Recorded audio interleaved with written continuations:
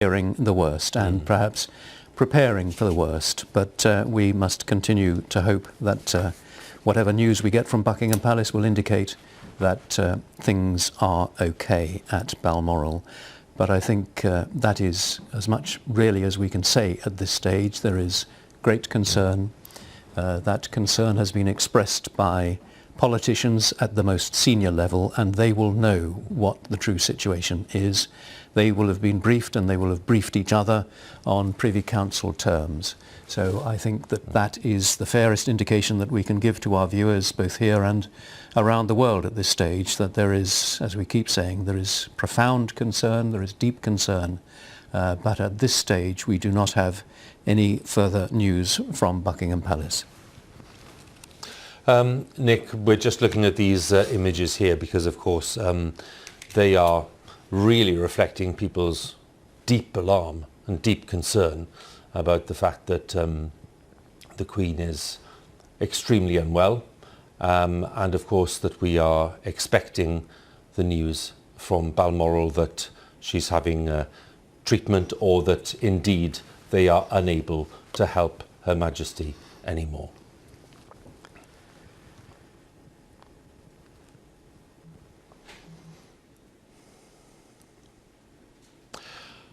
A few moments ago, Buckingham Palace announced the death of Her Majesty Queen Elizabeth II.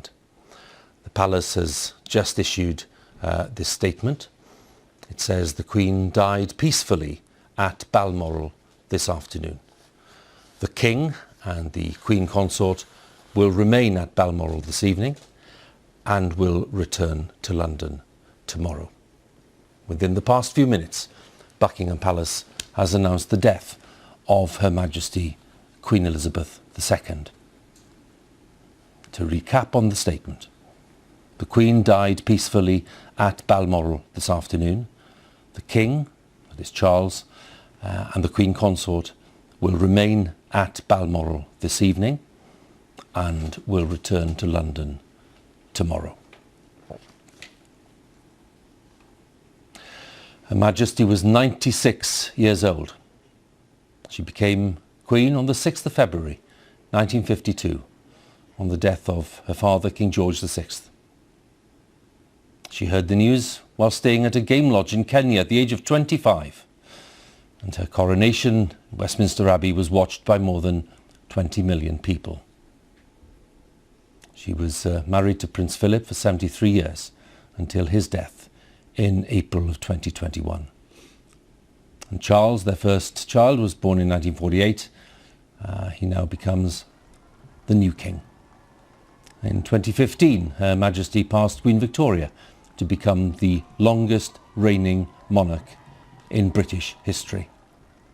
And in February 2022, we saw the 70th anniversary of her becoming Queen.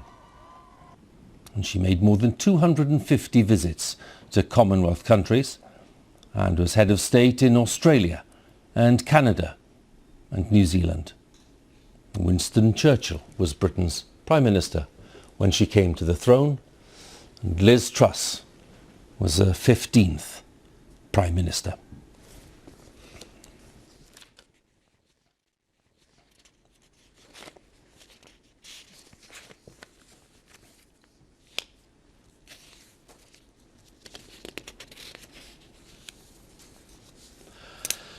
The BBC is interrupting its normal programmes to bring you an important announcement.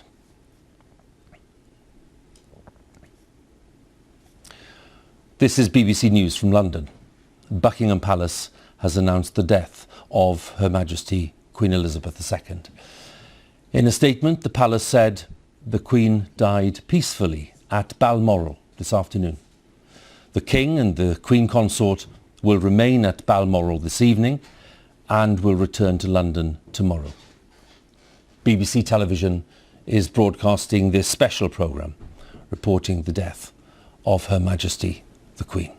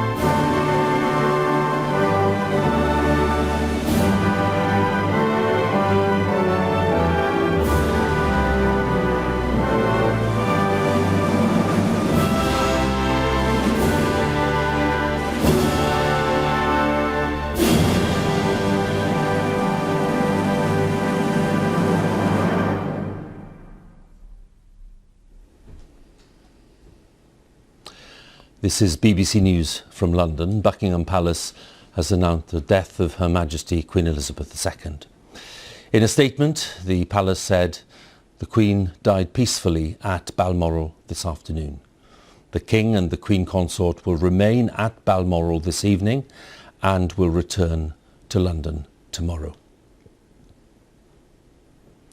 The death of Her Majesty brings to an end the longest reign in British history, spanning 8 decades of immense change. Throughout that time, Her Majesty was the one constant presence in public life, a head of state who personified stability and reassurance. Her life had been dedicated to the service of the people, and her reign was characterised by a steadfast sense of duty.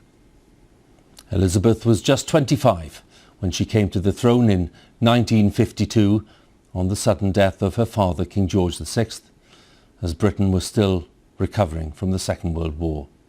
She was sustained by her 73-year marriage to the late Prince Philip, her strength and stay, as she once described him, who was at her side for 3 major Jubilee celebrations. Elizabeth II was the most widely travelled head of state in history, the Queen of 15 nations, head of the Commonwealth of 54 countries and territories. Her Majesty's death brings the second Elizabethan age to a close, and a long and momentous chapter in British life, a reign marked above all else by a sense of service to others, a reign unlike any other in the long history of Britain and the Commonwealth. Our royal correspondent, Nicholas Witchell, is with me as we report the news of the death of Her Majesty Queen Elizabeth II. And one thinks immediately, Nick, first of all, of the loss for the royal family. One does. This, for the nation, for them, this is an absolutely massive moment. The moment that so many people have dreaded for so long has come. It's a moment of great solemnity and national sadness. It's hard, really, fully to take it in. It's no great surprise, given her age and her declining health. But nonetheless, it is a very considerable shock to feel that she has died. Millions of people, I think, as they learn this news, will feel a sense of personal loss. And I think many people will find it rather disorientating. Let's just understand this moment. It isn't just the death of the longest lived, longest reigning monarch in British history, a monarch who has been there in the background to our lives for most of us, for all of our lives. It is the end of what I think history will judge to have been one of the most remarkable reigns in the 1,000-plus years of the British monarchy, a reign which will be remembered and talked about in years to come. Now, whether you are a monarchist or not, and we know, as we've said this afternoon, that not everyone is, she was a monarch who earned the widest possible respect here in the United Kingdom and throughout the world. It's the end of the reign of Elizabeth II, a monarch who always put duty first, who brought dignity and decency to the highest office in the land, who embodied the best of qualities, who's been a focus for national unity and identity, and who has been the still, calm centre of stability and reassurance to this nation and the other nations of which she has been head of state for more than 70 years, while so much around her has changed. She has been a distillation of our national identity. She has been constant in an ever-shifting world, constant, steadfast, dependable, dutiful. These are all rather old-fashioned words, old-fashioned concepts even, but I think that they sum up what she brought to the role of monarch. We recall the pledge she made on her 21st birthday. I declare before you all that my whole life, whether it be long or short, shall be devoted to your service. Well, she truly remained true to that pledge. It was a life of finely judged service, true to the principles of constitutional monarchy, driven by duty, sustained by faith.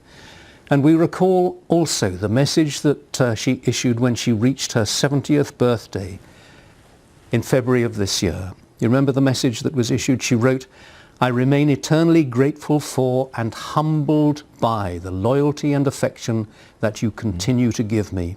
She said, "I look forward to continuing to serve you with all of my heart."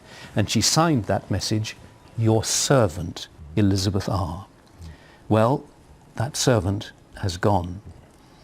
The end of the reign of Elizabeth II, Elizabeth the Great, as many people will regard her. That reign has ended. And we have a new king. Yes. The crown passes invisibly, but immediately, imperceptibly. Charles is now our king and our head of state. Camilla is now Queen Consort. It remains to be seen what name he will take, but we will refer to him as the king, and he will lead the nation's mourning for his mother. As you say, she came to the throne just a few years after the end of the Second World War. She succeeded to the throne in 1952 after the death of her father. And on the night of her coronation, in a broadcast on the BBC, she said, "Throughout all of my life and with all of my heart, I shall strive to be worthy of your service." And as that message, and as the message she issued on the 70th anniversary of her accession showed, if there is one word that I think is the key to the success of her reign, I would suggest it's not actually duty, the word which is normally associated with her, it's humility.